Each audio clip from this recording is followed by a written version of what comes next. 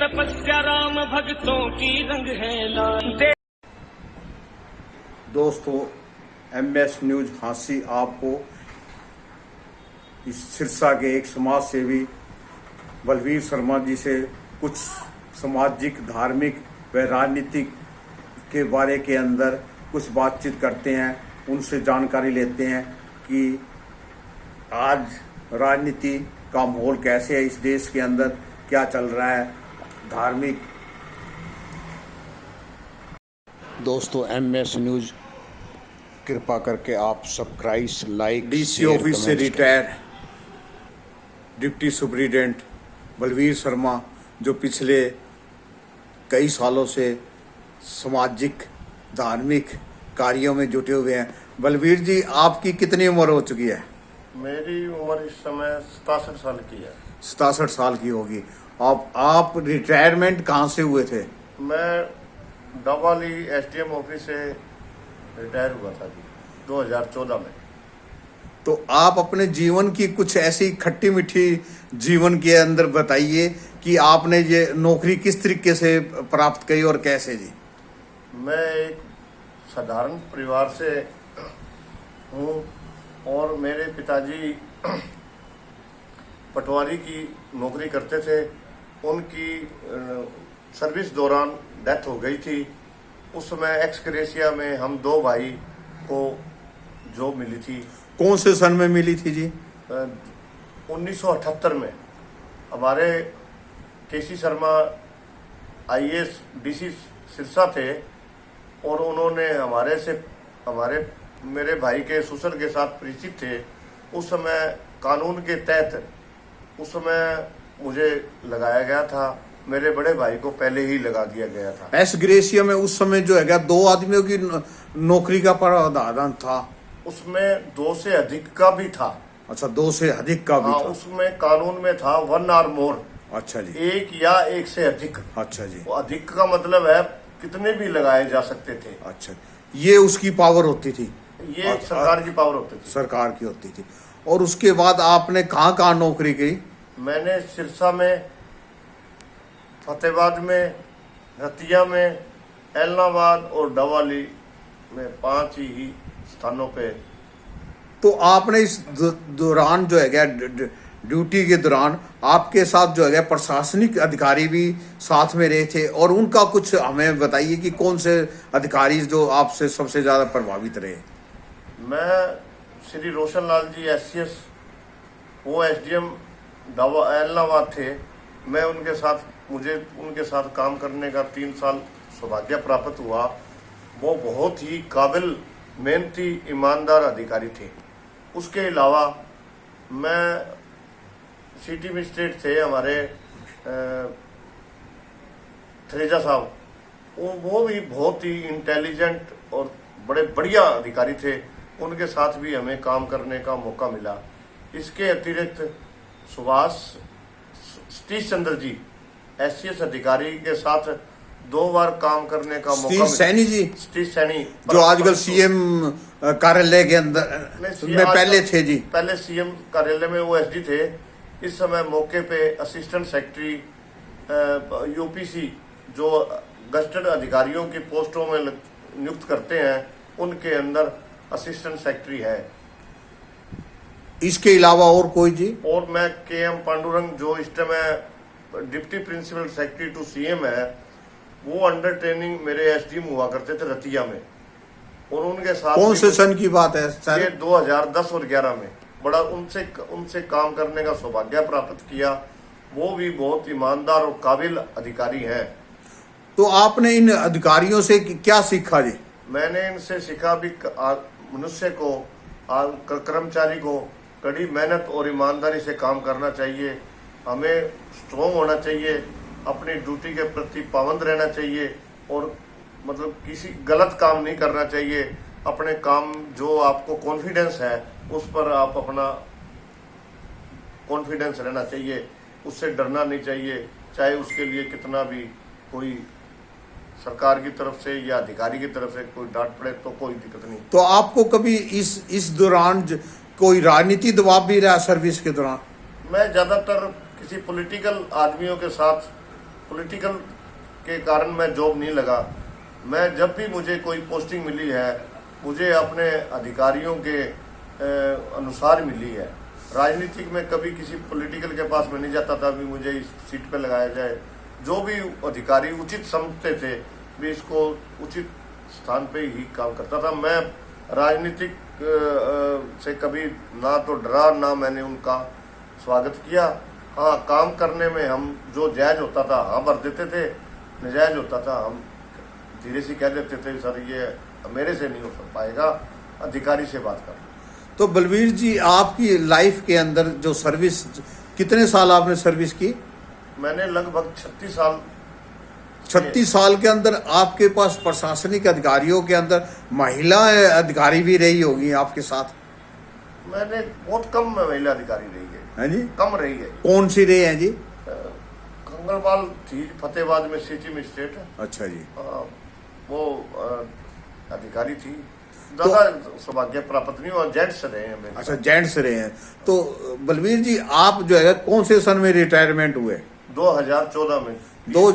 2014 के बाद आपकी क्या दिनचर्या रही और किस तरीके से आप अपने लाइफ को गुजार रहे हो? मेरी रिटायरमेंट 30 नवंबर 2014 को हुई थी, और मेरी एक्चुअल में जो रिटायरमेंट है वो 30 सितंबर 2014 की थी।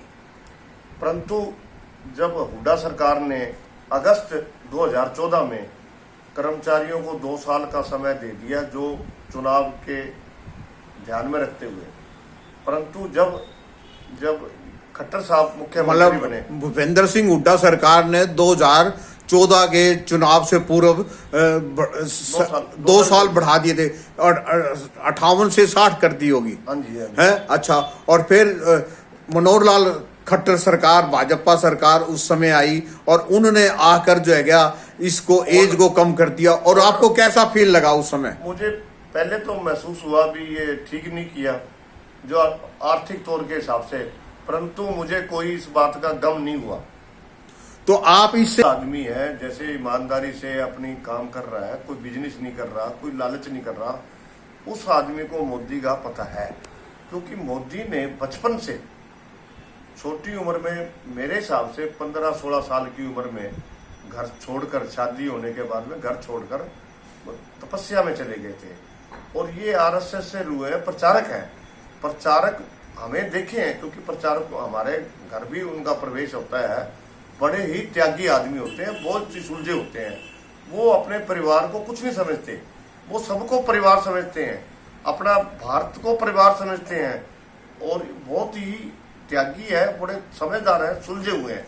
तो बलवीर जी, आप क्या सोचते हैं कि अगले जो 2024 का जो चुनाव होगा, तो उसके अंदर किसकी सरकार बनने की संभावना लग रही है? क्या लग रहा है आपको? जो हमारा बताता है सिस्टम भी, इनका जो ये सिर्फ अपने मुकदमों से बचने के लिए ये इकट्ठे हुए हैं, जो जिसे ये इंडिया कहते हैं। इनका कोई इंडिया से मतलब नहीं है, ये इनका स्वार्थ है।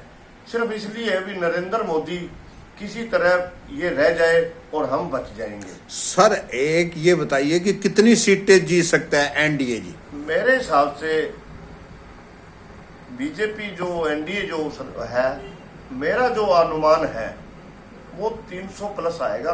जो पहले 303 सीटें थी वो उसको क्रॉस करेगा।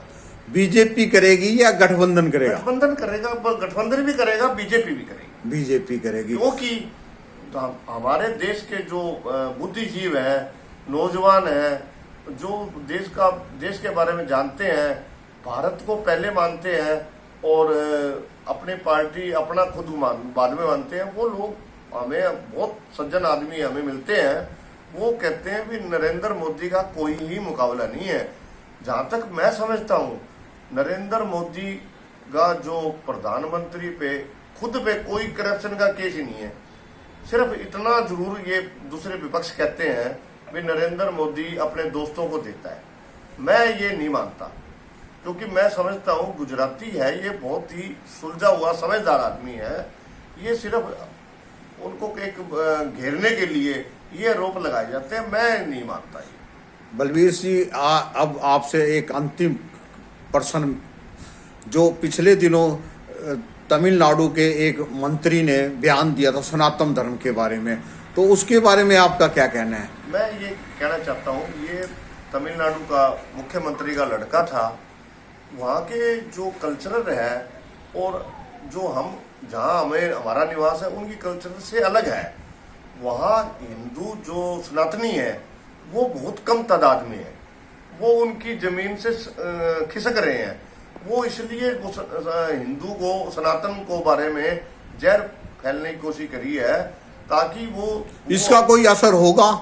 मुझे नहीं लगता। उसको नुकसान होगा, इंडिया को नुकसान होगा। हो सकता है उसको कोई फायदा हो जाए, वो तो हो सकता है उसको तमिलनाडु में उनको कुछ मिल जाए, क्योंकि वो सनातनी विरोधी ज्यादा उधर के लोग हैं, इसलिए उसको तो फायदा हो सकता है इंडिविजुअल। परंतु जो इंडिया इन्होंने गठबंधन बनाया है, गठबंधन में नुकसान होगा। तो बलवीर जी, आप जो है सुनने में ये आया है कि आप जो है नरेंद्र मोदी को बनाने के लिए संकल्प लेते हैं और जब पूरा होता है तो आप तीर्थ यात्रा वगैरह करते हैं। मैं नरेंद्र मोदी का सिर्फ उसके कार्य के कारण उसका मतलब उसका फैन हूं मैं। उसके जो कार्य हैं वो कोई छोटे मोटे नहीं है, ऐतिहासिक है।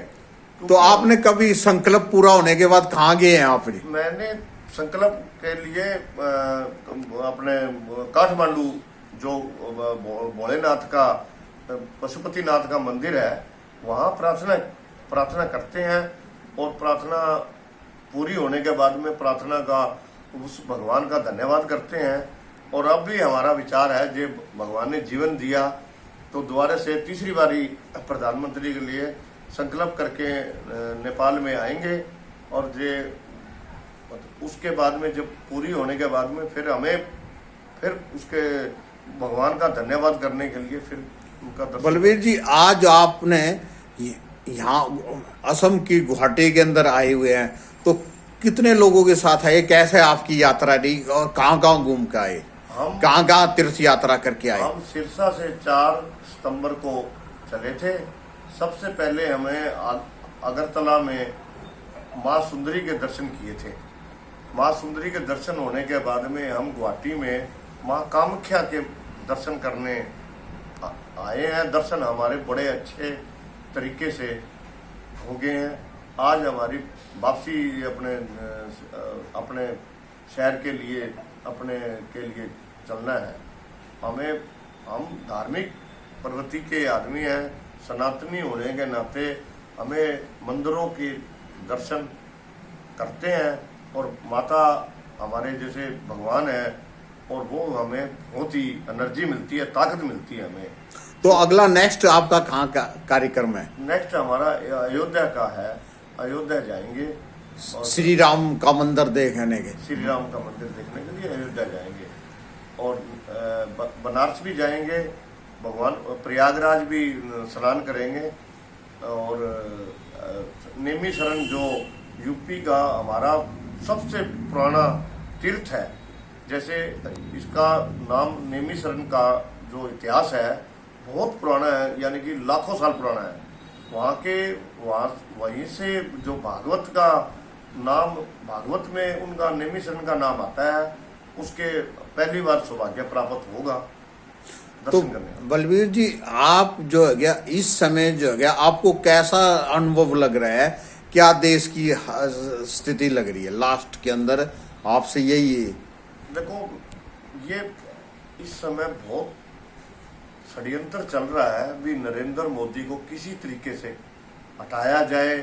कई बरसों की कठिन तपस्या राम भक्तों की रंग है लाल।